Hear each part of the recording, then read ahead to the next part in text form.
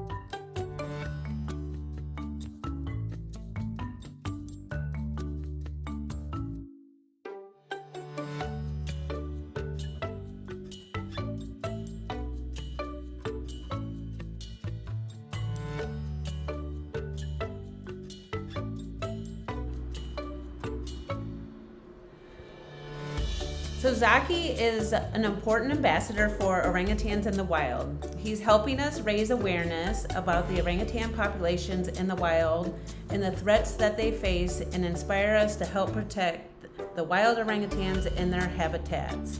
So who you're seeing right this second on the camera is actually Zaki's mom, Kerouac. She's enjoying some kale. Hopefully we'll be able to see Zaki. He's kind of a really fast moving guy, and he's kind of tough to see sometimes as he moves in and out of the cameras.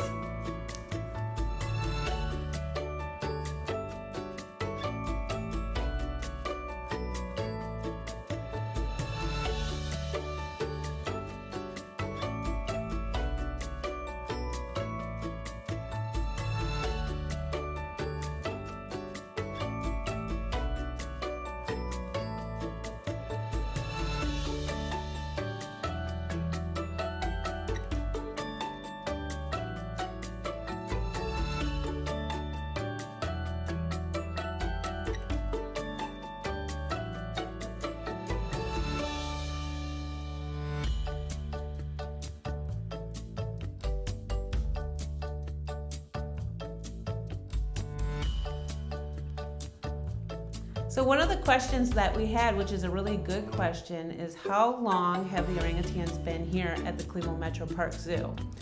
I'm actually not 100% sure about exactly how long. I do know that orangutans have been at the Rainforest building since it opened, which was about over 30 years old. So the dad orangutan, so Zaki's dad, and then our other unrelated female, Kayla, actually came here in 1994 and kind of almost opened up the building with those guys. And then Zaki's mom came here in 2000. So we're seeing Zaki a little bit moving around, just being a really young, ambitious, rambunctious male orangutan. Just like human kids, young orangutans are moving around all the time, building up that strength, trying to test out all different moves, different vocalizations, and we're seeing a lot of that as he's interacting with the group.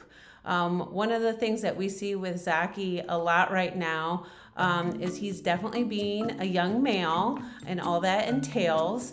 And he's also doing a lot of different types of vocalizations. So he likes to do some lip smacks, which is usually a vocalization that we see when they are stressed. But he's just kind of testing it out. So we're not seeing signs of him being stressed out, but he's just kind of figuring out how to make all of those movements with his mouth. And then we'll probably see him start testing out how to do long calling, which is a male territorial call. We do see that call with our male adult Thai, and Zaki will probably be doing that in the next couple years. One of the other things that we just started to do with Zaki is all of our orangutans get their own individual breakfast diet. And he used to kind of just share a diet with his mom, and we just have transitioned him to have his own individual diet. He just got a bump up in his biscuits, his primate biscuits. So he might not finish those every single time in the morning, but he has his own individual diet with that.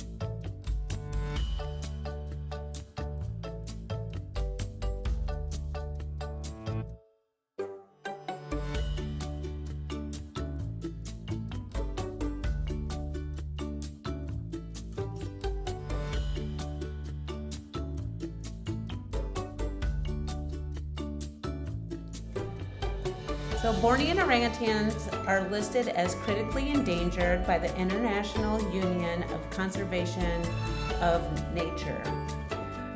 One of the other questions that we just got was about what other veggies that the orangutans enjoy. Orangutans really enjoy any type of veggies. We do cut out sweet potato and yucca right now, just because of we cut some of the starchy stuff out with one of our older females because of her gut health. But they really do enjoy beets, carrots, green pepper, caraba. I mean, really anything that humans enjoy, the orangutans really enjoy.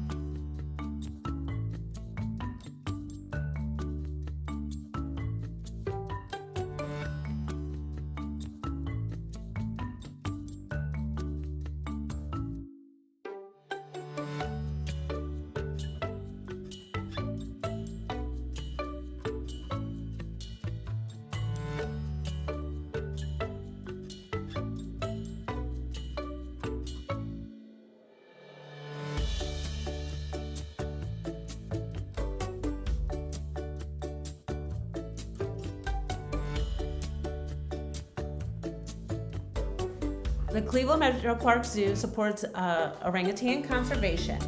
The zoo supports orangutan conservation in Borneo through its long-term partnership with Hutan, this is a tough one, Hutan Kanabatangan Orangutan Conservation Project. One of the other questions that we got was, when do male orangutans develop those iconic cheek pads? Usually they will develop those anywhere from 14 to 18 years old.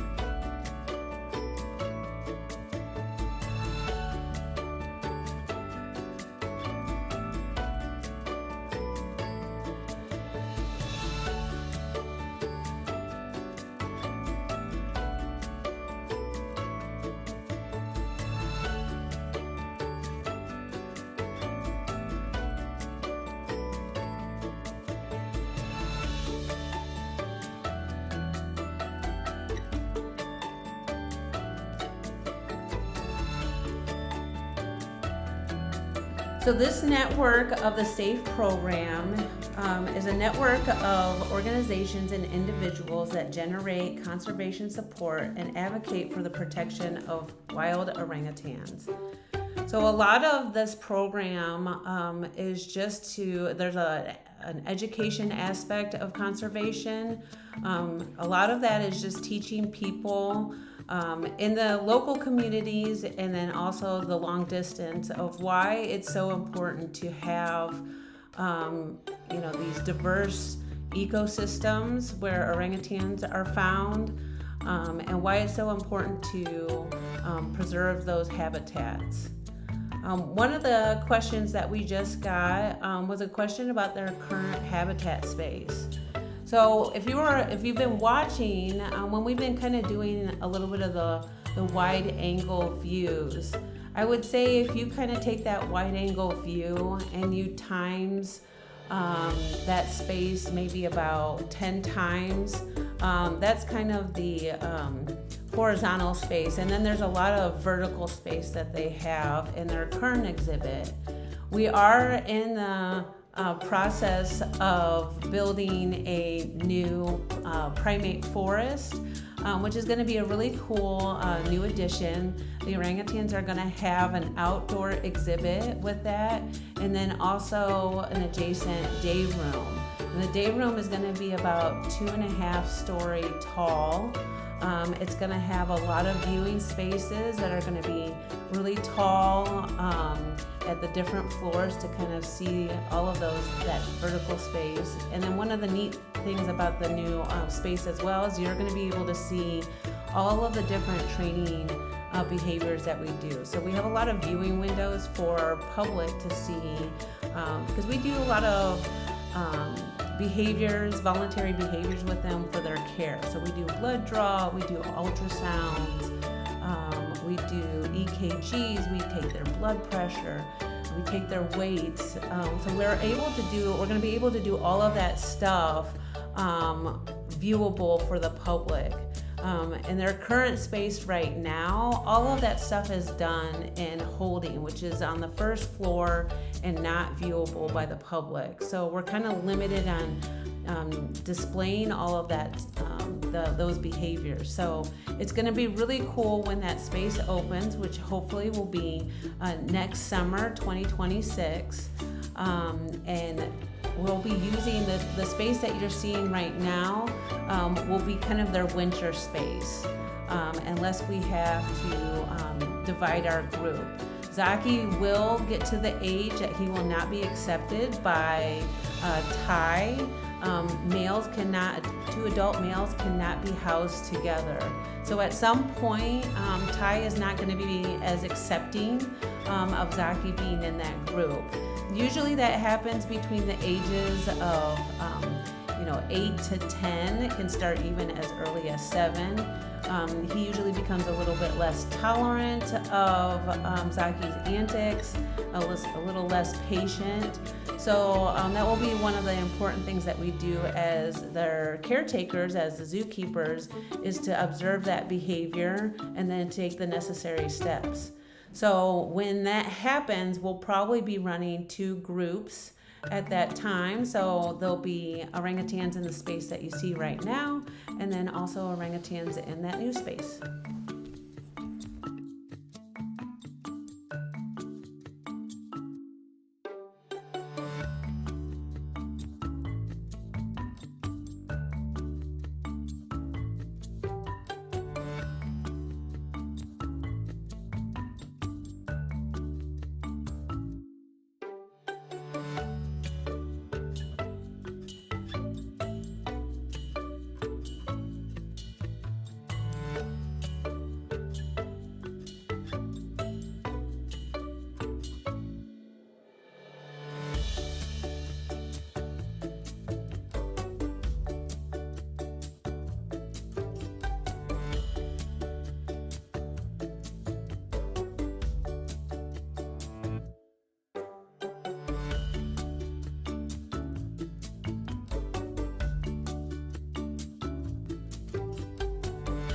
So you can help secure a future for orangutans. Large-scale, unsustainable palm oil production destroys tropical forests and is the most serious threat to orangutans in Southeast Asia. The zoo promotes the use of sustainable palm oil and supports the Roundtable of Sustainable Palm Oil members. So this is probably one of the best ways for us as consumers to help wild orangutans. There's actually an app that you can download on your phone that you can actually bring with you and use when you go to the grocery store. And they have almost every single product loaded in this app, and it will give you kind of a grade system of whether or not you should be purchasing these products. It will kind of do a 1 to 5 or an ABC, kind of letters grading system. And then you can know if you're being responsible on buying some of these products. We always say the best method is to just avoid palm oil completely, but definitely understand that that's not always possible. Palm oil comes in lots and lots of different forms. It can be in your food, lots and lots of food items.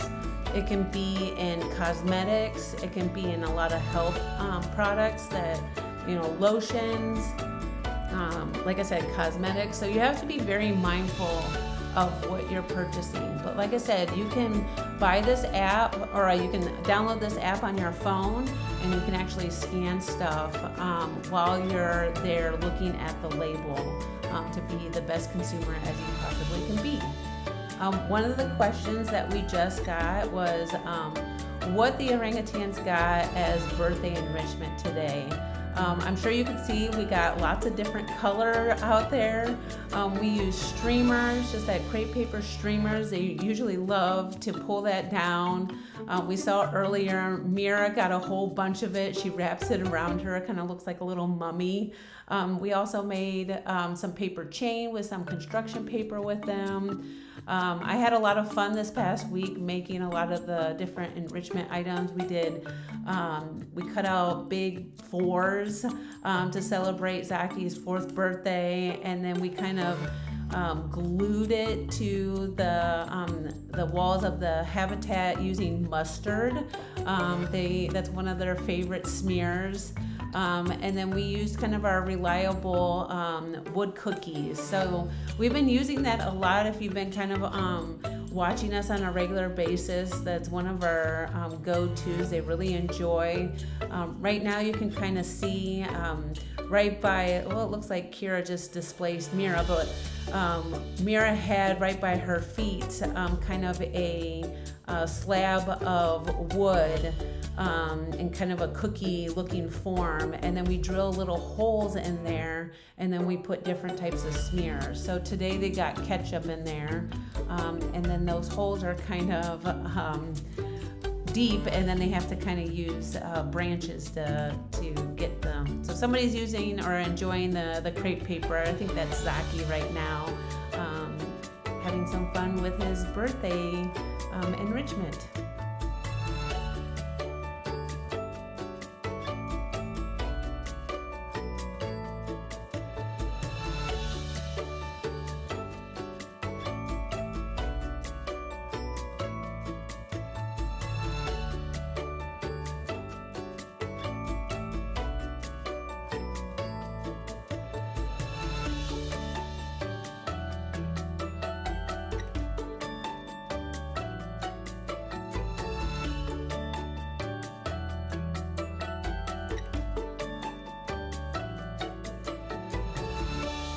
So one of the questions that we got was asking if the orangutans will stay where they are or if they will be moved for the construction.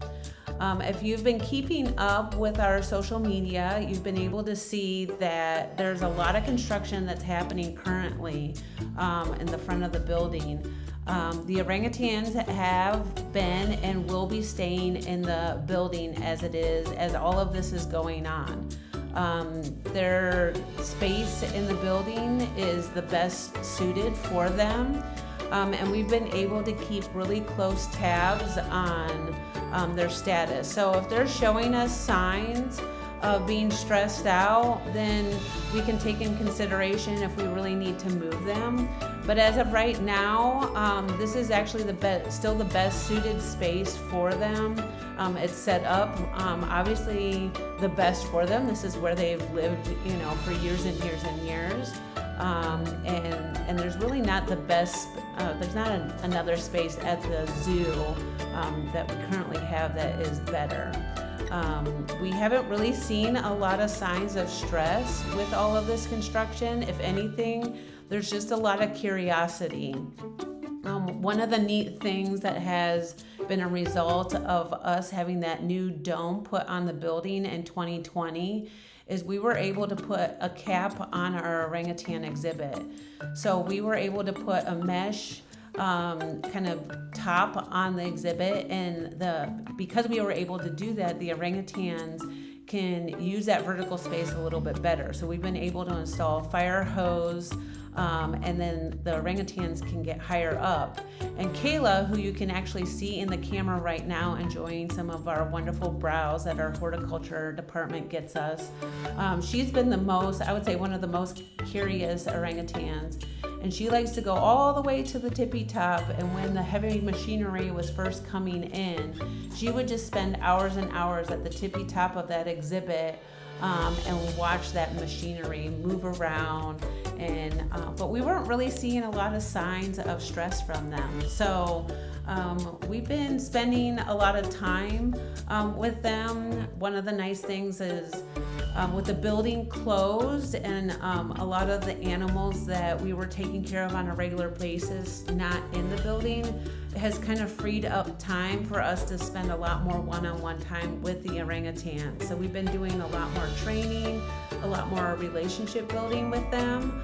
And in results, we are able to get a good take and a good gauge on how they're doing, and they're doing great.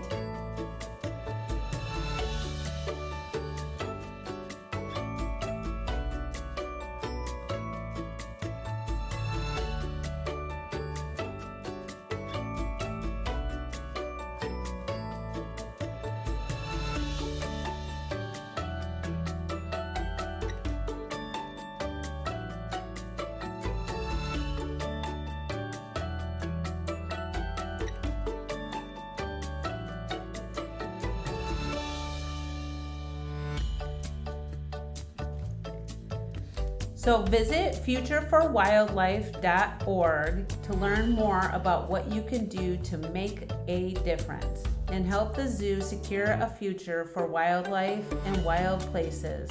Thank you for tuning in. Bye-bye.